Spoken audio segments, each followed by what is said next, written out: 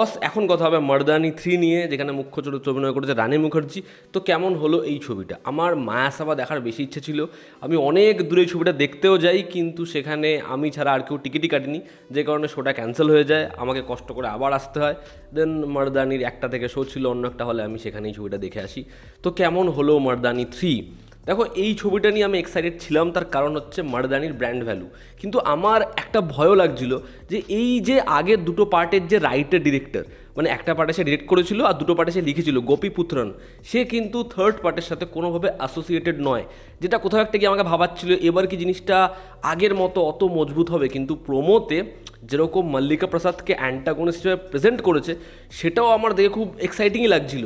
তো ওভারঅলে মর্দানি 3 হলো কেমন? আমাকে যদি এক লাইনে বলতে, আমি বলবো মর্দানি 3 এর মধ্যে ভালো দিক আছে, তবে ওভারঅলে এই ছবিটা পার্ট 1 এবং পার্ট 2 এর কাছাকাছিও দাঁড়াতে পারে না। ওভারঅলে এটা আমার কাছে খুবই একটা মোটামুটি ওকে ওকে ছবি।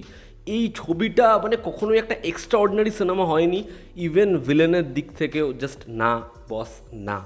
ছবির গল্পটা আমি একটু করে বলছি। এখানে 8 থেকে 10 বছরের মেয়েদের কিডন্যাপ করা হচ্ছে। ভিলেনের উদ্দেশ্য কি? তাকে সবাই আম্মা বলেছেন। এবার তার আগেইনস্টে আসছে শিবানী শিবাজি রয়। এবার সে যখন আসছে, ভিলেন কি পালাবে, না ভিলেন তাকে চ্যালেঞ্জ করবে? কি কি হার্ডেলস আসছে, শিবানী শিবাজি রয় কি তার অবধি পৌঁছাতে পারবে? এর থেকে বেশি জানতে হলে তোমাকে নিকটবর্তী সিনেমা হলে কি ছবিটা দেখতে হবে।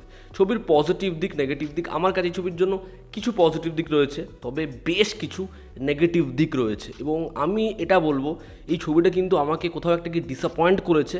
কারণ যদি এর আগের দুটো সিক্যুয়েল আমি মাথায় না রাখি, তাহলে হয়তো এই ছবিটাকে ঠিক আছে একটা পাস মার্কস দেওয়া যায়, কিন্তু আগের দুটো ছবির তুলনা করলে এই ছবিটা সত্যি ডিসঅ্যাপয়েন্টিং। ছবির প্রথম পজিটিভ দিক হচ্ছে এই ছবির ফার্স্ট হাফে এমন বেশ কিছু মোমেন্টস আছে, ভিলেনের বিল্ড আপ রয়েছে, হিরোর একটা প্রপার ইন্ট্রোডাকশন রয়েছে, একটা টুইস্ট আছে, যেরকমভাবে জিনিসটা এগোয় সেটা ইন্ট্রিগিং, সেটা তোমাকে জমিয়ে রাখবে। এবং স্ক্রিন প্লেটা খুব টাইট এবং গল্পটা একইভাবে এগোতে থাকে যেরকমভাবে পার্ট 1 পার্ট 2 এগিয়েছিল। ফলে জিনিসটা না আস্তে আস্তে আমাদের এক্সপেকটেশনকে বাড়াতে থাকে। সেখানে আমি বলবো জিনিসটাকে ভালোভাবে ব্যালেন্স করে লেখা হচ্ছিল, এবং পার্ট 1-এর একটা পুরো টেমপ্লেট মেনে ফলো করে এই ছবিটার ফার্স্ট হাফ ঘুরছিল। সমস্যাটা হয় সেকেন্ড হাফ থেকে, সেটাতে আমরা পরে আসছি। সেকেন্ড পজিটিভ দিক হচ্ছে এখানে রানী মুখার্জির এনার্জি, তার ইন্ট্রোডাকশন, তার ডায়লগবাজি, যেরকমভাবে সে ভিলেনকে চ্যালেঞ্জ করে যে আমি কাট নিই না, আমি কেটে দিই। ইমোশনাল সিনে তার যেরকম এক্সপ্রেশন, অ্যাকশনে তার যেরকম এনার্জি, তাকে দারুণ লাগবে, দারুণ। রানী মুখার্জি আবারও নিজের জায়গায় টেরিফিক। এখানে যদি বলি অ্যান্টাগনিস্টের কথা, মল্লিকা প্রসাদ, তাকে যেরকমভাবে ইন্ট্রোডিউস করানো হয়েছে গোটা ছবিতে সেরকমভাবে সে নেই, বাট সেও কিন্তু নিজের পারফরমেন্স খুব ভালো দিয়েছে। এছাড়া আর কারো পারফরমেন্সকে আমি প্রেস করতে পারছি না, সরি, তবে বাচ্চাগুলো নিজের জায়গায় বেশ ভালো কাজ করেছে। থার্ড পজিটিভ দিক হচ্ছে এই ছবির মেকিং ভালো, ওয়ারএফের ছবি, পয়সার কমতি তো নেই, তো ছবির লুক অ্যান্ড ফিল ভালো, ছবির যে ব্যাকগ্রাউন্ড স্কোরটা বাজে সেটা ভালো, এবং এই ছবির ইন্টারভেল আসার আগে একটা টুইস্ট আসে, যেই টুইস্টটা কিন্তু তোমাদের ভালো লাগবে। ছবির ডায়লগস রাইটিং সেটা ভালো। ছবিতে একটা পোর্শন রয়েছে ক্লাইম্যাক্সে যেখানে ভিলেনকে উদুমা খেলাবে, সেখানে যেরকম ধরনের রাইটিং রয়েছে, সংলাপ, সেটা ভালো। এই ছিল এই ছবির পজিটিভ দিক। এবার যদি এই ছবির নেগেটিভ দিক বলি, ছবিটা ফার্স্ট হাফে গ্রাউন্ড লেভেলে থাকে, সেকেন্ড হাফে ছবিটাকে গ্র্যান্ড লেভেল দিতে গেছে, এবং সেখানেই এই ছবিটার অবস্থা খারাপ হয়ে গেছে। ছবির প্রথম নেগেটিভ দিক হচ্ছে এই ছবিটা সেকেন্ড হাফে কোন দিকে গল্পটা নিয়ে যাবে সেটা বুঝতেই পারে না, এবং সেখানেই ছবিটা ভীষণভাবে সাফার করে। ছবিতে আরও একটা ক্যারেক্টার রয়েছে, তার এরকম ব্ল্যাঙ্ক পারফরমেন্স, যেরকমভাবে চরিত্রটাকে নিয়ে আসা হয়েছে, তাকে কোনোভাবে আমাদের ভয়ানক তো মনেই হয় না, বরঞ্চ আমাদের চরিত্রটাকে খুব লুতুপুতু মনে হয়, এবং সেখান থেকে ছবিটা খুব বাজেভাবে সাফার করা শুরু করে। সেকেন্ড নেগেটিভ দিক হচ্ছে এই ছবিটাকে আমার আর কোনোভাবে মর্দানি পার্ট 1 পার্ট 2 এর মতো রিয়েলিস্টিক মনেই হচ্ছে না। আমার মনে হচ্ছে এই ছবিটা একটা তেলেগু মেইন স্ট্রিম ছবি, যেই ছবিটাকে একটু স্মার্ট করার চেষ্টা করা হচ্ছে। ছবির মধ্যে এরকমভাবে টুইস্ট অ্যান্ড টার্ন আসছে, মানে এ পাল্টি মারছে, ও পাল্টি মারছে, এরকমভাবে ক্লাইম্যাক্স হবে, সেগুলো খুব বেসিক, খুব ব্যাকডেটেড ট্রুপস, এবং মর্দানিতে সেই জিনিসপত্রগুলো আছে। আমি বস দেখে একেবারেই হুব্বা হয়ে গেছি। এবং যখনই আমি দেখেছি এরকম ধরনের ছবিতে সায়েন্টিফিক কিছু বুঝতে যায়, সেটাকে যদি প্রপার ডিটেলের সাথে, রিসার্চের সাথে না দেখায়, সেটা ছবিটাকে ডুবিয়ে দেয়। এই ছবিটার ক্ষেত্রেও সেম হয়েছে, সেম। মানে আগের দুটো পার্ট যেরকম ইনভেস্টিগেশন, যেরকম রনেস দেখায়, এবার বিষয়টার মধ্যে ওই জিনিসটা নেই।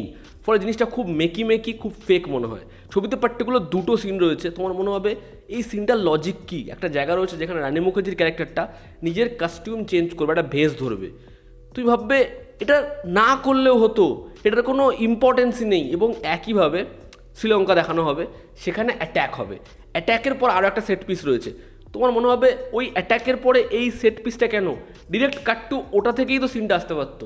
তো ছবির মধ্যে এরকম লজিকলেস বহু জিনিসপত্র রয়েছে এবং হচ্ছে ভিলেনের ডাল পারফরমেন্স। আমি কিন্তু মল্লিকা প্রসাদের কথা বলছি না, তার স্ক্রিন প্রেজেন্স যেরকম, তাকে যেরকমভাবে বিল্ড আপ দিয়েছে ঠিক আছে ভালো, কিন্তু সমস্যাটা হচ্ছে এখানে একটা ইক্কা আছে। এবার তাকে যেরকমভাবে ইন্ট্রোডিউস করিয়েছে, যেরকমভাবে নিয়ে গেছে, জিনিসটা হয়নি, একেবারেই হয়নি। পরিচালকের কনভিকশনের সমস্যা। এই ছবিটাকে রিয়েলিস্টিক ওয়েতে বানাতে চাইছে, না এই ছবিটার মধ্যে একটু মাসিনেস রাখতে চাইছে যেখানে গল্পের গরু গাছে উঠবে, এটা গোটা ছবি দেখে পরিষ্কারই হয় না। ফলে ছবির স্ক্রিন প্লেতে একটা সেকেন্ড হাফে বড় বদল করা হয়েছে, একটা কনফিউশন রয়েছে, এটা পরিষ্কার বোঝা যায়। ছবিতে ইমোশনাল ডেপথের কমতি, যেটা মারাত্মকভাবে এই ছবিটাকে সাফার করায়। তুমি মার্দানি দেখবে যখন ওই মেয়েগুলো হিলতলা জুতো পরে লাথি মারছে না তাহিরাজ বাসিনকে, তো আমার মনে হবে হাততালি দিই, কোথাও একটা কি চোখ ছলছল করে। পার্ট 2-তে আমি যখন উটস করে এই ছবিটা দেখছিলাম, আমার পিছনে না একটা মহিলাদের গ্যাং বসেছিল, তারা যখন হাততালি দিচ্ছিল আমি নিজে মানে সিটি মারছিলাম যে ভাই কী সিন করেছে।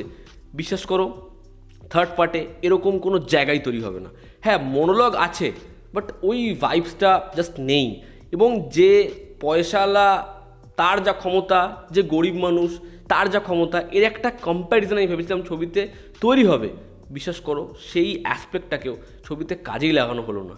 যিশু সেনগুপ্তর মাত্র একটা সিন রয়েছে, আমি খুব অবাক যে এরকমভাবে তাকে কেন ওয়েস্ট করা হলো। এখানে এর আগে সেই চরিত্রটার সাথে একটা ইকুয়েশন রয়েছে, তার কিছু করার জায়গা রয়েছে, কিন্তু এবার তার পার্সোনাল স্পেস মানে শিবাজি রাওয়ের যে পার্সোনাল স্পেস সেটা খুব খুব অফ।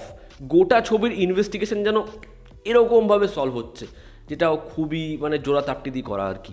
তো ওভারঅল মার্দানি 3 আমার জন্য খুবই একটা বিলো অ্যাভারেজ থেকে অ্যাভারেজ ছবি।